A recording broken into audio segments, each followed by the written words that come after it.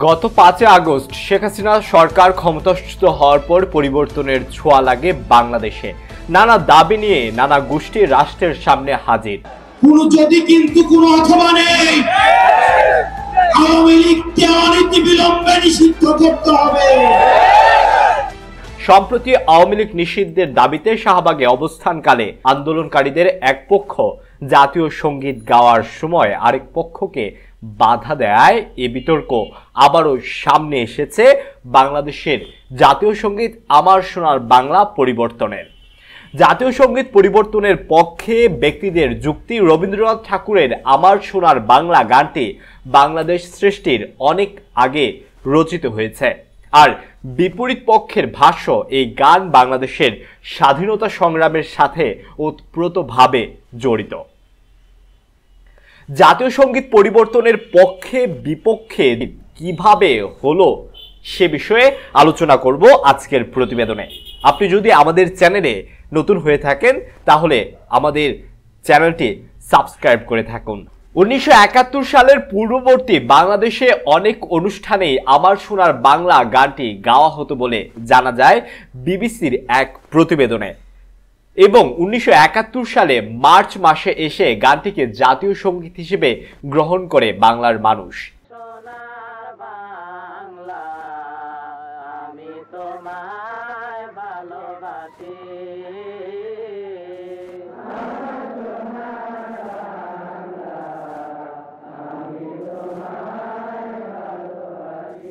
ইয়াহিয়া খান জাতীয় পরিষদের অধিবেশন স্থগিত ঘোষণা করে ঢাকায় পাকিস্তানের পতাকা পুড়িয়ে দেয় একদল বিক্ষিপ্ত মানুষ।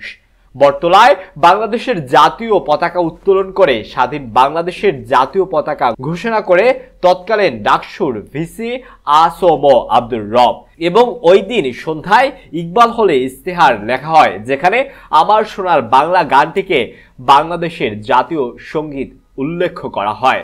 তাছাড়া তৎকালীন পূর্ব পাকিস্তানের নানা আন্দোলন সংগ্রামে আন্দোলনকারীরা এই গানটিকে ব্যবহার করে এসেছে।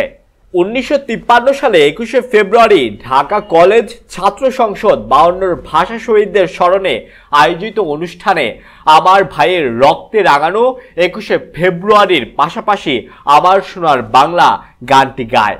তাছাড়া 67 সালে পাকিস্তানে রবীন্দ্রসঙ্গীত নিষিদ্ধ করার পর সাংস্কৃতিক আন্দোলন করে সাংস্কৃতিক প্রতিষ্ঠানগুলো, যেখানে আমার সোনার বাংলাই ছিল আন্দোলনকারীদের ভাষা।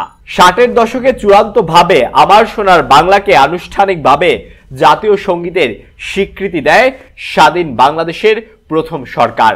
1971 সালের 17 এপ্রিল মুজিবনগর নামে বাংলাদেশের অস্থায়ী সরকারের শপথ গ্রহণ অনুষ্ঠানে নিহার রঞ্জন চক্রবর্তীকে আনা হয় আমার সোনার বাংলা গাওয়ার জন্য। শপথ অনুষ্ঠানের আনুষ্ঠানিকতা শেষে অস্থায়ী সরকারের ভারপ্রাপ্ত রাষ্ট্রপতি সৈয়দ নজরুল ইসলাম বাংলাদেশের পতাকা উত্তোলন করেন। সেখানে প্রথমবারের মতো সরকারিভাবে জাতীয় সঙ্গীত হিসেবে আমার সোনার বাংলা পরিবেশন করা হয়।